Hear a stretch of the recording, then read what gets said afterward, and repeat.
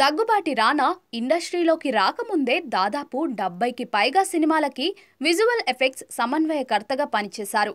ఆ తర్వాత లీడర్ మూవీతో ఇండస్ట్రీలోకి హీరోగా ఎంట్రీ ఇచ్చారు. అయితే అలాంటి దగ్గుబాటి రానాకి సమంతతో ఒకప్పుడు రిలేషన్ ఉండేది.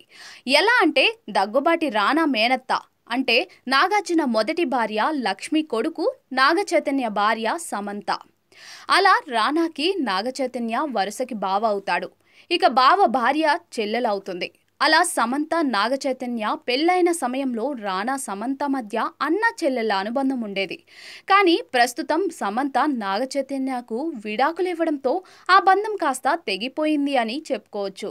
అయితే సమంత గురించి రానా అప్పట్లో ఓ ఇంటర్వ్యూలో ఇంట్రెస్టింగ్ విషయాలు చెప్పుకొచ్చారు. ఇక రానాకి ఓ ఇంటర్వ్యూలో సమంత గురించి ఒక క్వశ్చన్ ఎదురైంది.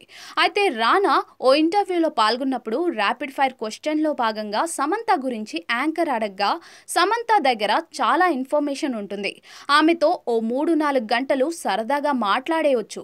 ఎందుకంటే ఆమె దగ్గర మాట్లాడిన కొద్దీ ఇన్ఫర్మేషన్ వస్తుంది. ఎంతసేపైనా సరే సంతోషంగా సోది మాట్లాడవచ్చు అంటూ రానా చెప్పిన వీడియో ప్రస్తుతం నెట్టింట్లో చక్కర్లు కొట్టడంతో ఏంటి రానా సమంతని అంత మాట అనేశాడు, ఇండైరెక్ట్గా సమంత ఎంత సోది చెప్పినా సరే వింటుందని అన్నారా అంటూ కామెంట్స్ పెడుతున్నారు.